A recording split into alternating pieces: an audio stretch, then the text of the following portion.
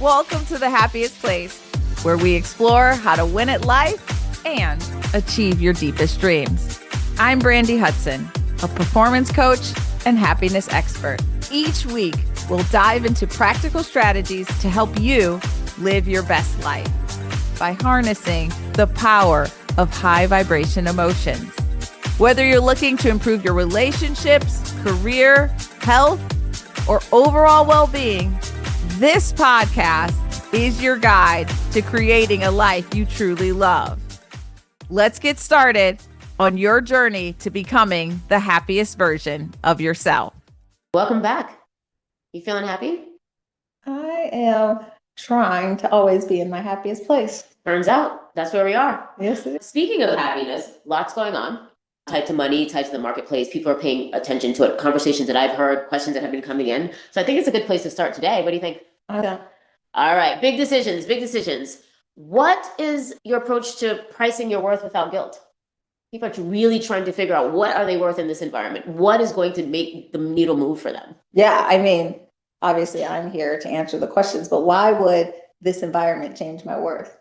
It sounds, in my experience, what I've heard people say is, people might not be able to afford me in this climate, or I might not be able to afford the things that I think I need to define my worth. Is that what you're getting at? Yeah, I think, right, first and foremost, our worth is intrinsic to just who we are. We are all worthy of having these great, big, beautiful lives, and we deserve them into perpetuity, right? Now, if you're talking about how you value a service you provide in this environment, I would love to talk about that. Yeah. But I think it's so important because so many people correlate their worth to what they provide or what they deliver or how they show up in the world or how beautiful they are or how rich they are or how smart they are. And none of that really matters as it pertains to worthiness. And just having this strong foundation and knowing that you are worthy of having the life that you desire is table stakes to really having, as I mentioned, a great, big, beautiful life.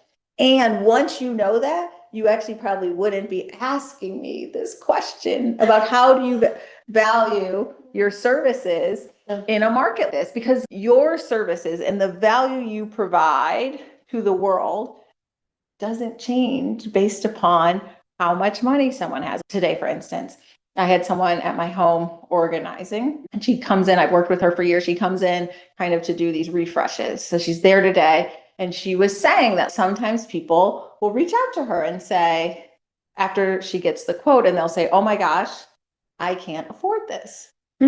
And funny enough, she says, I normally reply to them, I couldn't afford that either, but that's the price. I love that for her, right? She is not choosing to charge based upon what she thinks that person can afford.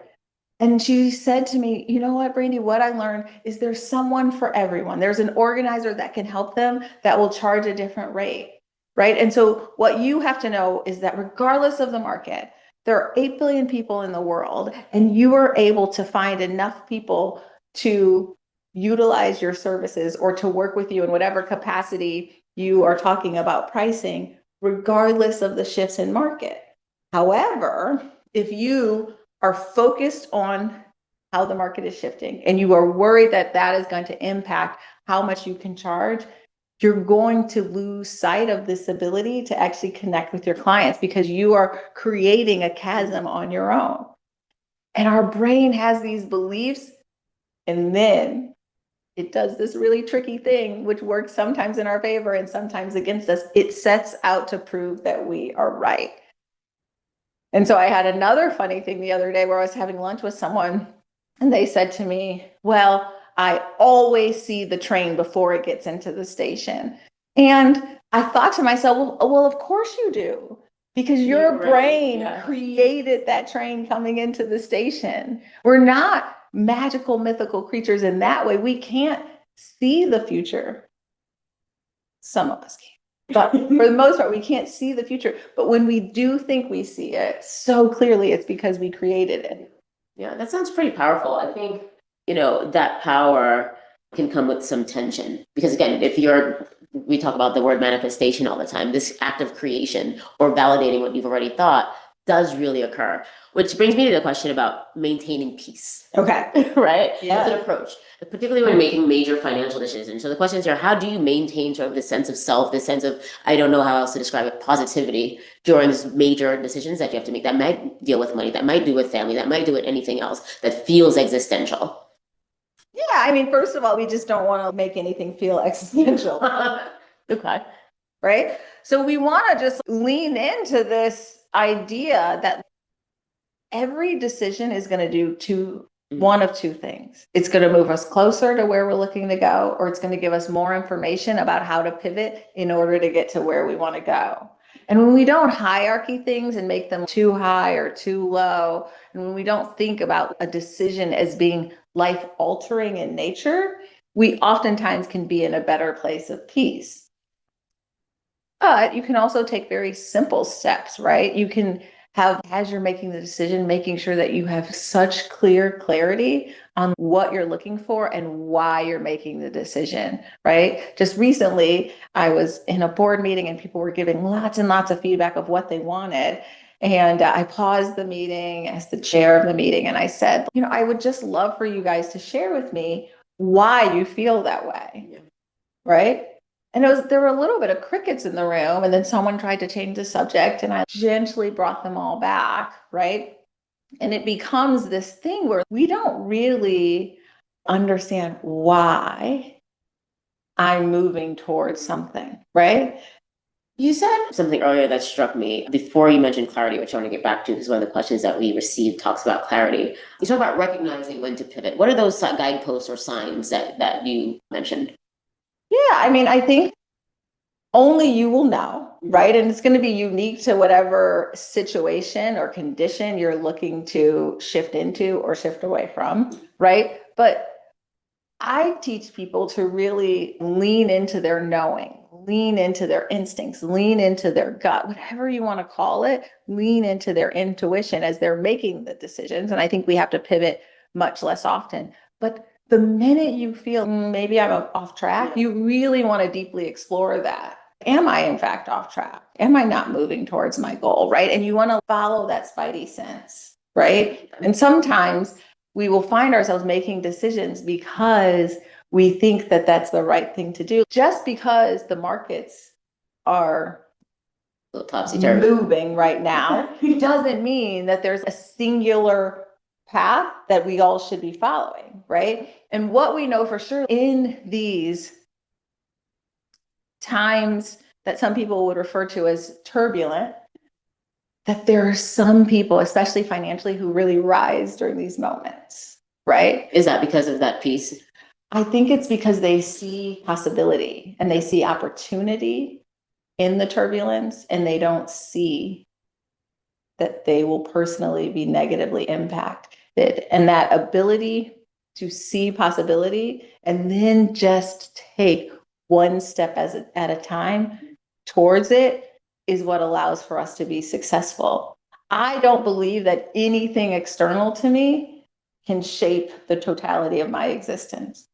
I mean, that takes us to clarity, right? How do you keep that clear view? How do you maintain that in the midst of the chaos? I think it's one thing to say, we recognize what's happening, but it's another thing to maintain that when everyone around us is swirling, when all of the news is covering it, when all of the questions that are affecting other people, while we're trying to just keep that, straight ahead. How do you just sit there and just Yeah, I love that question. First of all, I don't even feel everyone around me is swirling.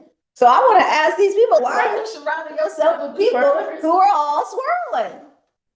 Right. And so it's a little bit of birds of a feather flock together. Right. And that oftentimes is causing us to have a point of view that is actually not as universal as we believe. Echo chamber. Right. So when you are in that echo chamber, you can't get out. Yeah. Right. And so one thing I implore people to ask themselves is, does everyone believe what I am saying? Mm-hmm. Right. So if I say, Rochelle, is the sky blue? Absolutely. Great. That is a universal truth.